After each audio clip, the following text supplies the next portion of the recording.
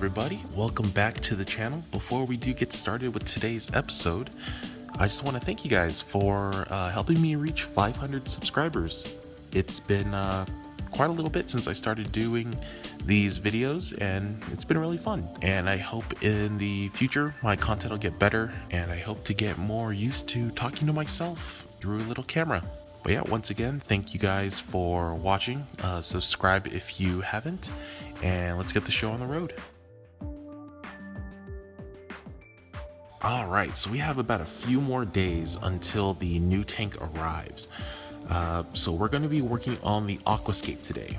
Now, one thing you're going to notice right off the bat is the audio does not match the video, because it is actually a voiceover. When I originally filmed it, I just really didn't like anything I had to say, so we've gone ahead and changed that. So for this Aquascape, we're going to do pillars. So basically kind of like a tree formation. So it'll have like a trunk that's not going to have too many corals, and then a bunch of sticks on top. So SPS on top. That's going to basically be the branches of the tree. And I did this for multiple reasons. The biggest one is just to maximize water flow, and then to kind of maximize how high I can put the SPS so that they get the most amount of light and the most amount of flow. And by having the pillar style of aquascaping, I feel like I'll get a lot more flow and a lot less dead spots throughout the whole tank, because there just aren't that many rocks kind of in the way at the base. Now, right off the bat, you can see that most of the rocks are either old live rock, which is the grayish colored ones. So those are ones that have been in the tank before. I did let them dry, so I didn't keep them alive because I did need to actually aquascape them. The white ones are new rocks that are purchased from Marco Rock. And the interesting thing about Marco Rocks is, so if you order the regular Marco Rock off of, for example, BRS, they just do it by the pound, but you don't get to choose exactly what rocks that you're gonna get. Luckily, a lot of the flat pieces that I got that you see in this video are excellent. They're good large pieces. And then the other Marco Rocks are the foundation rocks, and basically what those are they're large rocks with one side that is completely cut flat.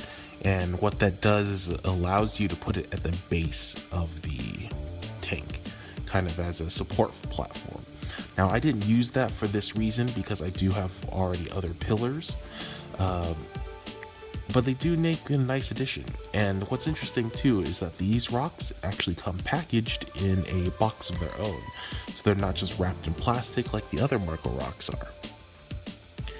And also, you'll see for this build, a lot of the Marco Foundation rocks are going to be used for putting coral at the top of the pillar, because they've had a really nice rounded shape. They actually fit perfectly in there. Now, for gluing some of these support structures together to create these pillars, we're going to be using Reef cement, which is kind of my cement of choice. The other option was to use the Marco 400, which is super popular, but I've already had Reef cement for a while. I've used it on other builds, and it's something that I am very familiar with, and I know what I can get it to do. So we've gone ahead and used that instead, and I can do it pretty quickly because I know exactly kind of how to get the texture of the cement right. So as I start trying to fit all the pieces together and trying to figure out what fits with what rock, luckily one of the Marco Rocks happened to fit perfectly into one of the pillars, which was super cool. I mean, what are the chances of that? And so for sure that piece got to stay in there, because it almost, was able to fit in there and hold on without even glue or any kind of cement. So that was perfect. Now, the other one was a much larger piece, and I did have to break off some bits of the pillar in order to get the rock to fit. But that rock is also really nice because it kind of has like a Death Star sort of look. and it's nice and long, perfect for a lot of coral. And basically gluing it all together, we just go ahead and put as much cement as possible. Now we do it in two different ways.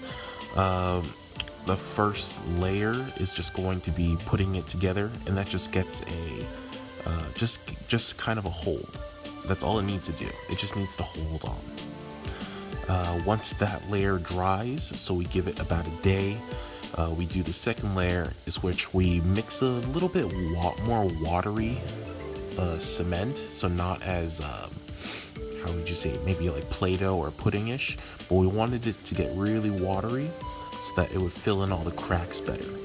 So once you mix it a little bit more watery, we flip it over and we basically just filled it in with the cement, and that made it, and the wateriness filled all the cracks and little nooks and crannies that the original layer of cement didn't get.